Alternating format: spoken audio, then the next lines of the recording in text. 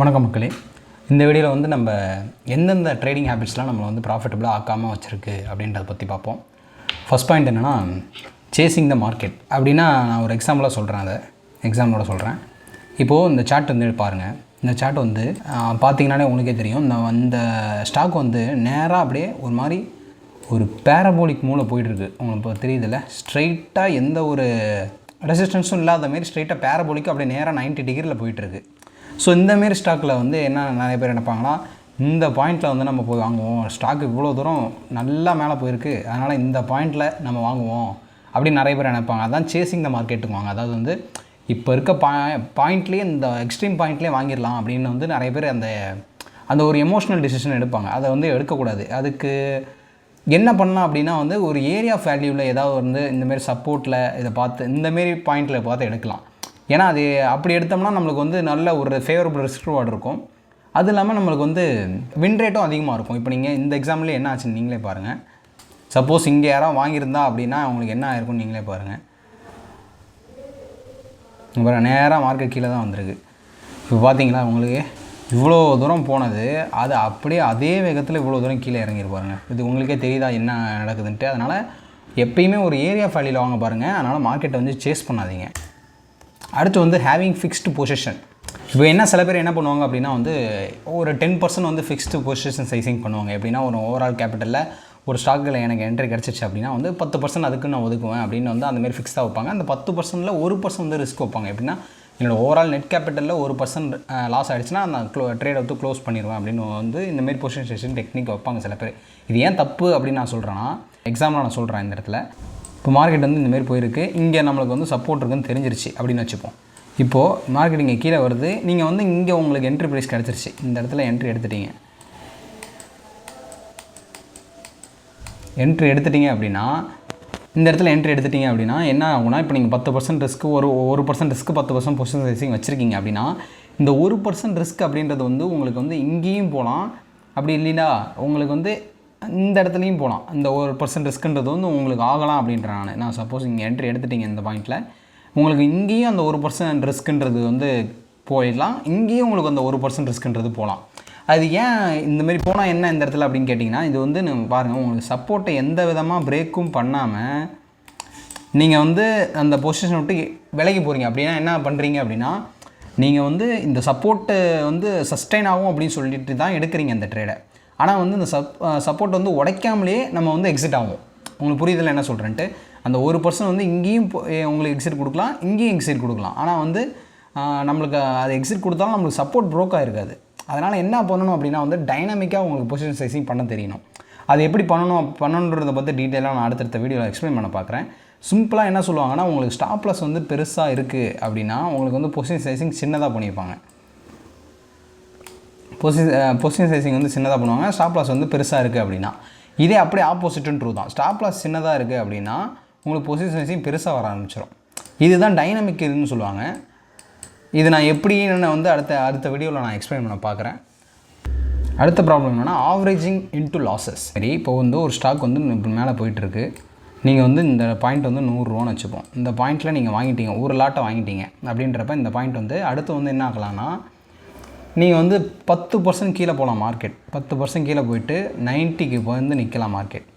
So இந்தமாரி 90ல் வந்து நிற்கிறப்போ நீங்கள் என்ன யோசிக்கிறீங்கன்னா, ஸ்டாப் லாஸ் அடிச்சிருச்சுன்னு லாஸை வந்து கட் பண்ணாமல் நீங்கள் என்ன பண்ணுறீங்க, உங்களுக்கு வந்து இன்னொரு பொசிஷனை நீங்கள் ஆட் பண்ணுறீங்க. அப்போ இந்த இடத்துல ஒரு லாட்டுன்னு வச்சுப்போம், ஒரு லாட்டை ஆட் பண்ணுறீங்கன்னு வச்சுப்போம். இப்போ இந்த இடத்துல ஒரு லாட் ஆகிறப்போ உங்கள் ஆவரேஜ் ப்ரைஸ் வந்து 95 மாறிடும். ஆவரேஜ் ப்ரைஸ் 95 அப்படின்றது அதுக்கு என்ன அர்த்தம் அப்படின்னா வந்து சப்போஸ் இந்த மார்க்கெட் இப்போ வந்து 95க்கு போயிடுச்சு அப்படின்னா நீங்கள் வந்து சீக்கிரம் பிரேக் ஈவன் ஆகிடுவீங்க. உங்களுக்கு புரியுதில்லை. நீங்கள் வந்து ஸ்டார்டிங்கில் 100 ரூபாய்க்கு வாங்கியிருந்தீங்கன்னா 100 ரூபா போனால் தான் உங்களுக்கு வந்து பிரேக் ஈவன் ஆகும். இப்போ நீங்கள் என்ன பண்ணிட்டீங்க, ஒரு லாட் எக்ஸ்ட்ரா வாங்கிட்டீங்க 90ல் அப்படின்றப்ப 95 போனாலே உங்களுக்கு பிரேக் ஈவன் ஆகும் அப்படின்ட்டு வந்து இப்படி நிறைய பேர் வந்து சீக்கிரம் பிரேக் ஈவன் வந்துட்டால் நம்ம வெளியே வந்துடலாம், டக்குன்னு கீழே வர ஷேர் இருக்கே அப்படின்னு சொல்லிட்டு அந்தமாரி பண்ணுவாங்க. இது ஏன் தப்பு அப்படின்னா, இது அப்படியே ஆப்போசிட்டில் யோசிச்சு பாருங்கள், உங்களுக்கு தெரியும் ஏன் தப்புன்னு. இதே சப்போஸ் அடுத்த நாள் மார்க்கெட் வந்து இன்னும் கீழே இறங்கி 80க்கு போயிடுச்சுன்னு வச்சுக்கோங்க. 80 போயிருந்தால் உங்களுக்கு வந்து நீங்கள் இங்கே இந்த 90ல் லாஸை கட் பண்ணியிருந்தீங்கன்னா உங்களுக்கு 10 ரூபா லாஸ் ஆகிருக்கும். இதே நீங்கள் இந்த 80 இப்போ போயிடுச்சு அப்படின்றாலும் உங்களோட அன்ரியலைஸ்டு லாஸ் வந்து 30 ரூபாயாக இருக்கும். இப்போ இதுக்கு எவ்வளோ டிஃப்ரென்ஸ்னு உங்களுக்கே தெரியுதா? அதனால் வந்து உங்கள் லாஸ் ஆவரேஜ் பண்ணாமல் பார்த்துக்கோங்க. அது வந்து உங்களை ப்ராஃபிட்டபுளாக இருக்க மாற்றாது. Hesitating to cut your losses.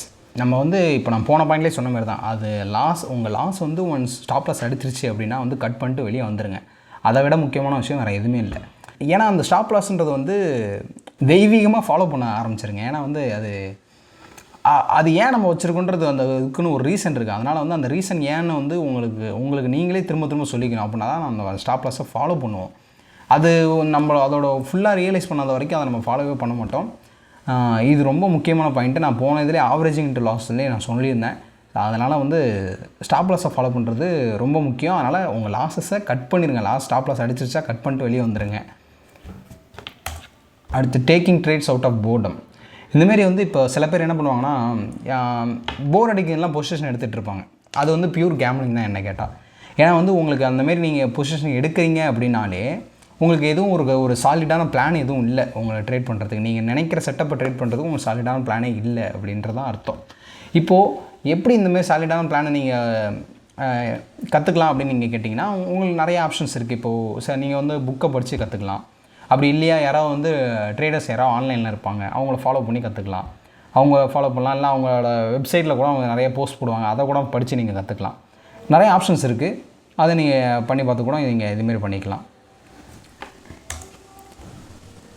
Taking trades by others opinion. இது வந்து ரொம்ப தப்பான விஷயம். இதை நான் ஃபஸ்ட்டு எக்ஸ்பிளைன் பண்ண ஆரம்பிச்சிருக்கேன். நீங்கள் சும்மா சொல்லுவோமே, நீங்கள் வந்து ஒரு ட்ரேட் எடுக்கிறீங்க. நீங்கள் வந்து ட்விட்டரில் போய்ட்டு பார்த்துட்டு ஒரு ட்ரேடை ஒருத்தர் போட்டிருக்காரு அப்படின்னு சொல்லிட்டு நீங்கள் ட்ரேட் எடுக்கிறீங்கன்னு வச்சுப்போம். இதேமாதிரி நிறைய பேர் பண்ணுறவங்க இருக்காங்க. நான் சொல்கிறேன், இப்போ சும்மா எக்ஸாம்பிளாக சொல்கிறேன், நீங்கள் பண்ணுறேன்னு வச்சுப்போம். இப்போ வந்து அந்த ட்ரேட் வந்து உங்களுக்கு நெகட்டிவில் போயிட்டுருக்கு. உங்களுக்கு என்ன பண்ணணும்னு தெரியல. ரொம்ப உங்களோட அந்த ஹேண்டில் பண்ணுற லாஸை விட போயிட்டுருக்கு. அதனால் உங்களுக்கு நீங்கள் வந்து அந்த பதற ஆரம்பிச்சிட்டிங்க. அதனால் என்ன பண்ணணும்னு தெரியல. ஏன்னா நீங்கள் வந்து ஏன் உங்களுக்கு தெரியல அப்படின்றது வந்து நீங்கள் வந்து வேறு ஒருத்தரோட ஒப்பீனியனை கேட்டு நீங்கள் இந்த ட்ரேட் எடுத்துருக்கீங்க. அதனால் வந்து உங்களுக்கு அடுத்தடுத்து என்ன பண்ணணும்னு தெரியல.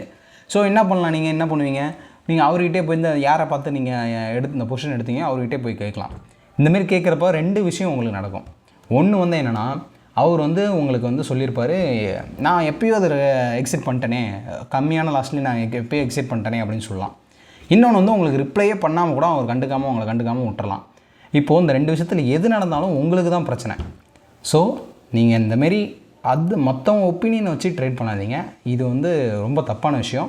நீங்கள் உங்களுக்குன்னு ஒரு சாலிடான பிளானை க்ரியேட் பண்ணுங்கள். அந்த பிளானை ஃபாலோ பண்ணுங்கள். ஒழுங்காக ஃபாலோ பண்ணாலே நீங்கள் ஒரு 90% ஆஃப் த ட்ரேடரை வந்து நீங்கள் வந்து மிந்தி வந்துடலாம் இதை பண்ணாலே.